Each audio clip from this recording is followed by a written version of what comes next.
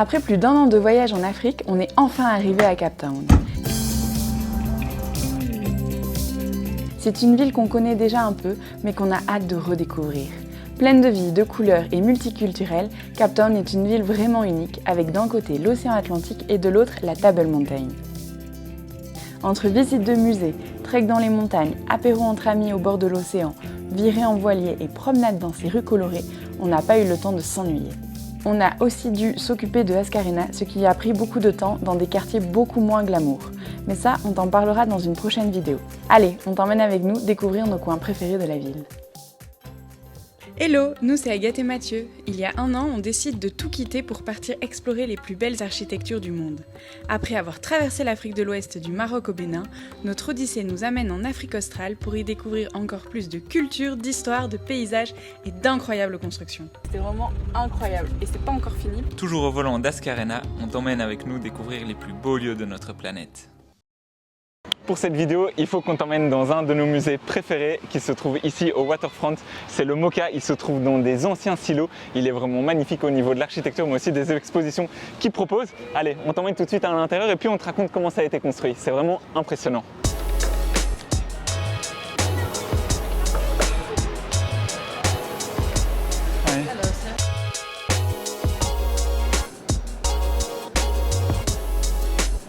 Là, on est juste dans l'entrée, c'est l'impression d'être dans une cathédrale, c'est vraiment magnifique.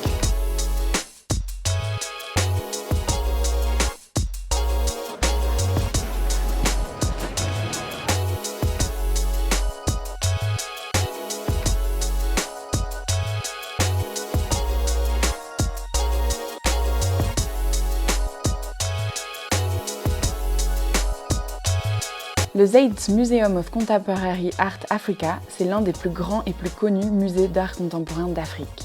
Il met en avant des artistes africains ou issus de la diaspora. Les expositions ont donc souvent un lien avec le continent et prennent place dans un lieu unique, les anciens silos à grains de la ville du Cap. La transformation des silos en musée d'art a été réalisée par le bureau londonien Heatherwick Studio. On a eu l'occasion d'échanger avec Stepan Martinowski, qui était le project leader. C'était vraiment super intéressant de parler avec lui, alors on a décidé de te passer quelques extraits.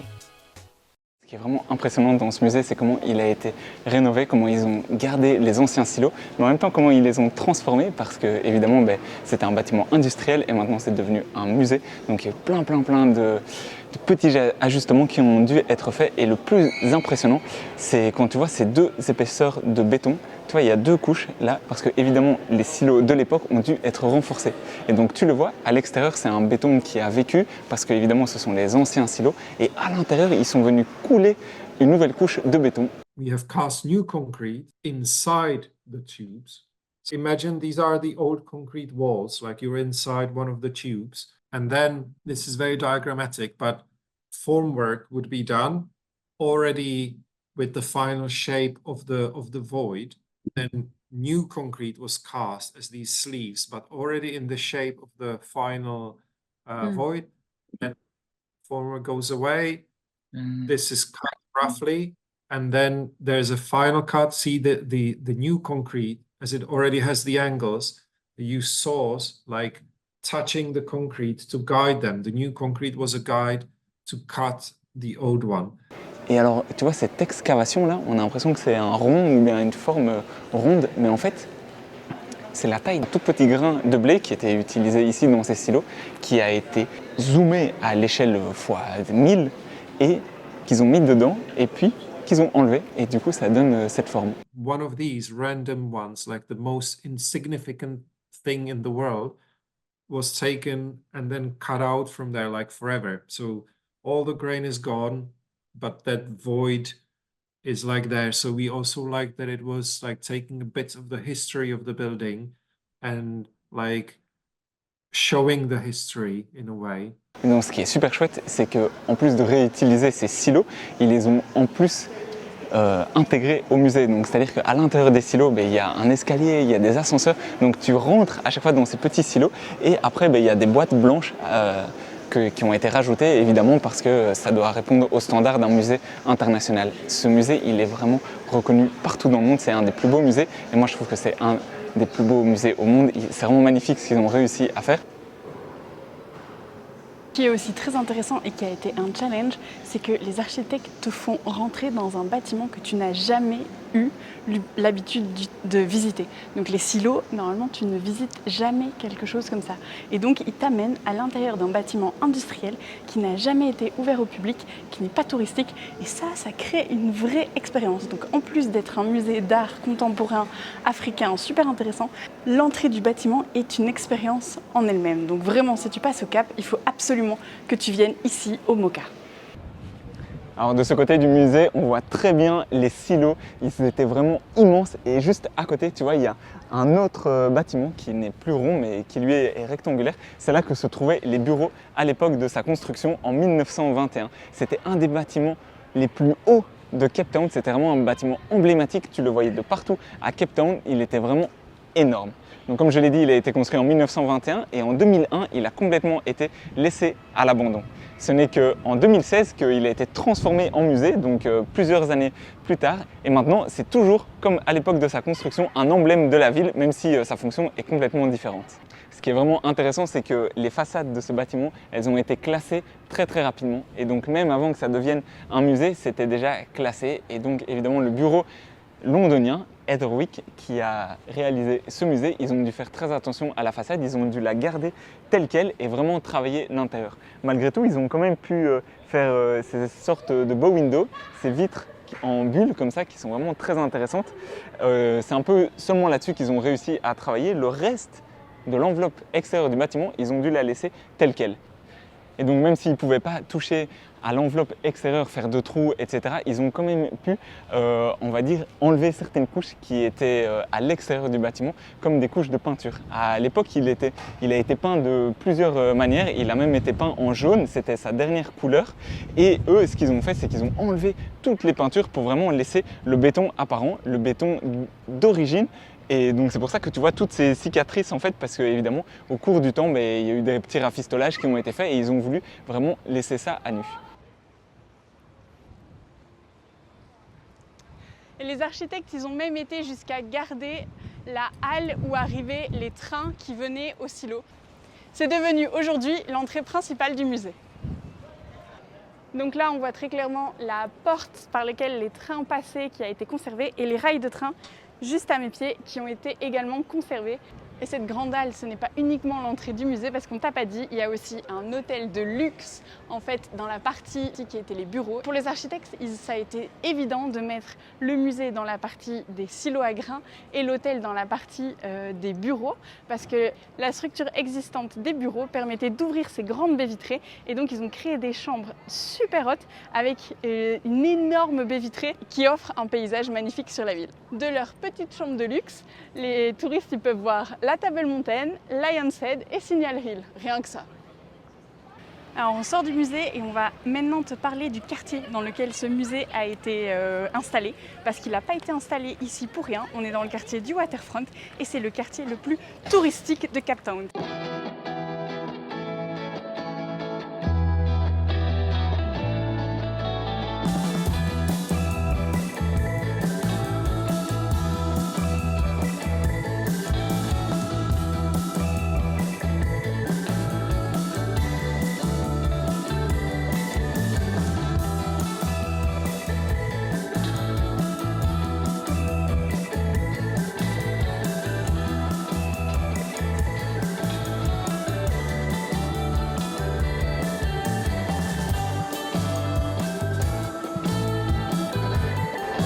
C'est vraiment noir de monde.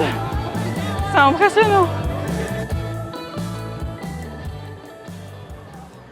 Donc le quartier paraît très moderne aujourd'hui, mais pourtant c'est l'un des plus anciens quartiers du Cap qui a été construit dès l'arrivée des Néerlandais dans les années 1650.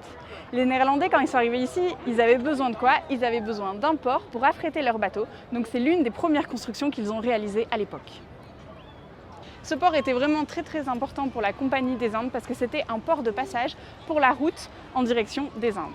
Le port d'aujourd'hui n'a plus du tout la même taille que le port de l'époque de la colonie néerlandaise parce qu'il a été considérablement agrandi avec l'arrivée des Anglais et surtout la découverte d'or et de diamants sur le territoire sud-africain. Il fallait alors pouvoir accueillir de plus grands bateaux pour vite renvoyer tout cet or et ces diamants en Europe.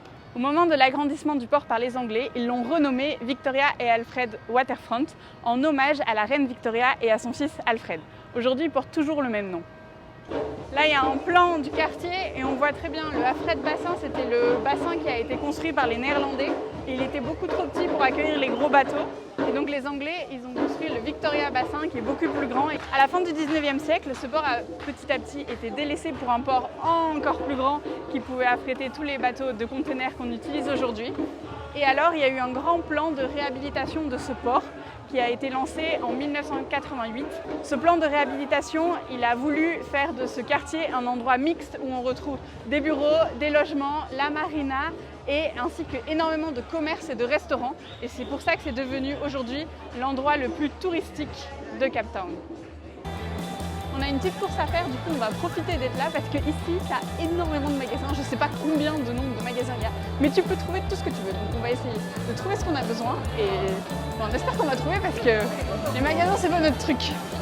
Le mall est vraiment immense. Je sens qu'on va mettre 3 heures à trouver notre magasin. Hi. Sorry, I'm looking for a shop called Audio Lens. On this level. Okay, straight there. Okay, thank you.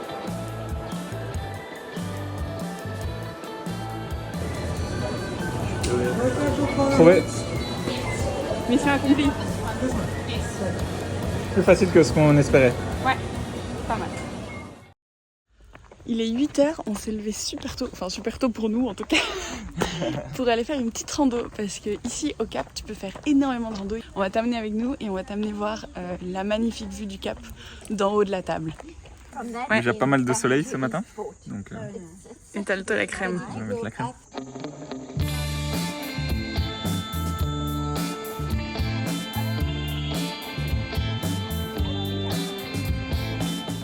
La montagne de la Table, ou Table Mountain, porte bien sûr ce nom à cause de la morphologie de son sommet qui est tout plat.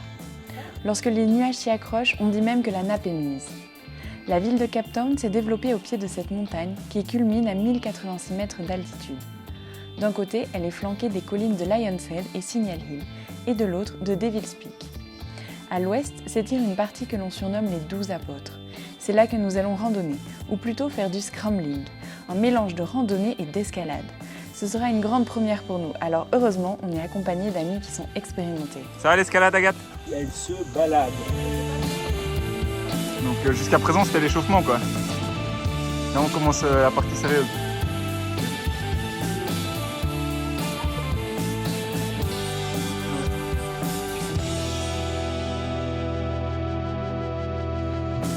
Wow.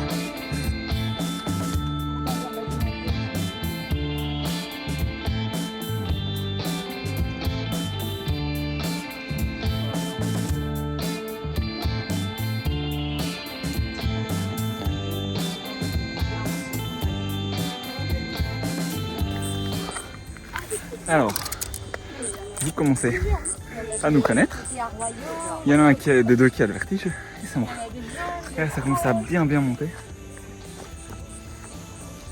Et c'est pas fini.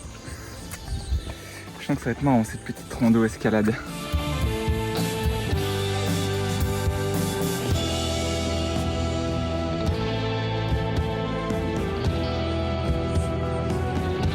Ça va Agathe, toujours en vie? Ah, moi je suis à moitié mort là. Hein. Il me reste plus qu'un poumon actif déjà. Le cœur il est à 2 doigts de lâcher.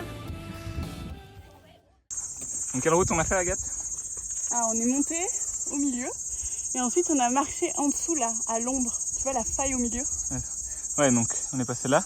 Là dans la faille, et Ouais. on a tourné là-bas et c'est là-bas qu'on a... C'est de l'autre côté qu'on a escalé. Ah, on était de l'autre côté de la montagne, mais après on est monté plus haut que ce petit point. Ce qui est vraiment incroyable dans cette ville, c'est que tu as la montagne à proximité, mais enfin vraiment au pied de la ville, tu le vois. Dès que tu arrives dans le Cap, tu as toujours la Table Mountain en fond de perspective.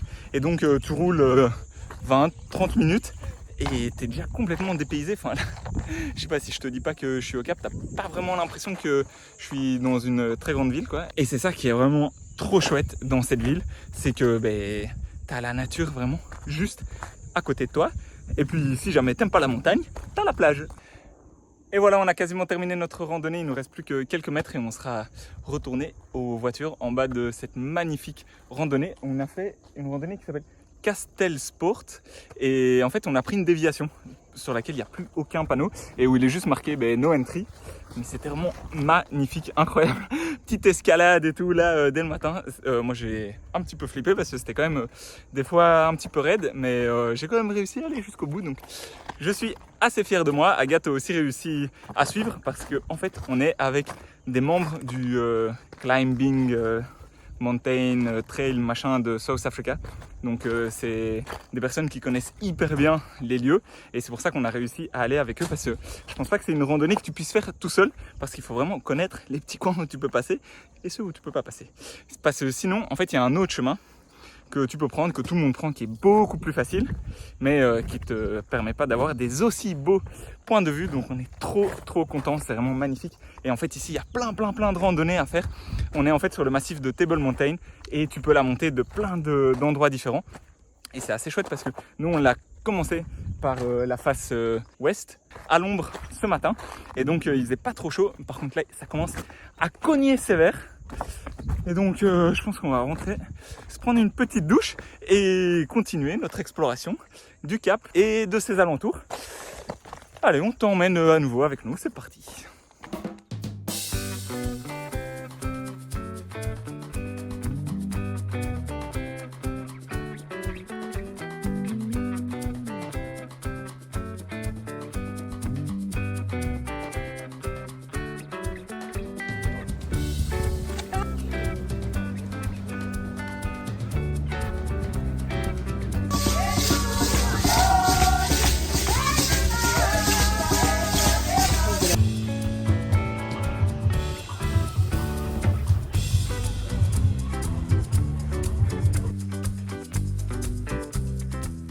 On vient tout juste d'arriver dans le petit quartier de Bo-Cap. On est toujours dans le centre du Cap. C'est plein de petites maisons colorées qui créent des petites rues. Moi j'aime beaucoup ce quartier et justement pour l'histoire des couleurs de ces maisons. À l'époque de la colonie néerlandaise, donc dans les années 1650, il fallait construire une ville. Et pour construire une ville, il fallait de la main d'œuvre. Et les Néerlandais ne voulaient pas se fâcher avec les populations locales, donc ils n'ont pas pris de main d'œuvre locale, mais ils ont amené des gens, des esclaves, de l'Afrique de l'Ouest principalement, mais aussi d'Inde et d'Indonésie, pour travailler ici au Cap et pour construire la ville du Cap.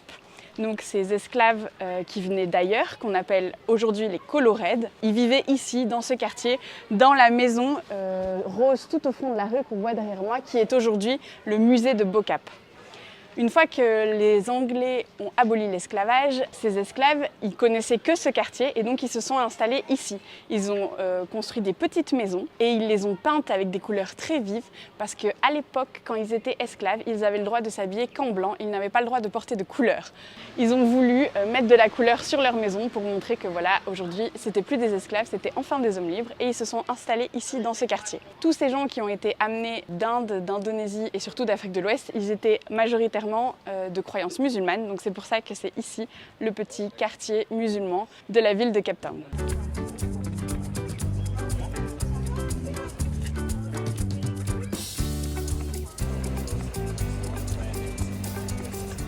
Donc comme je le disais, c'est un quartier encore très musulman aujourd'hui. La majorité des musulmans du Cap habitent ici. Et on peut voir derrière moi... quoi ? C'est pété la gueule la dame. Et donc on peut le voir derrière moi, la petite maison verte en fait c'est pas une maison, c'est une mosquée. Il y a plusieurs petites mosquées ici dans le quartier.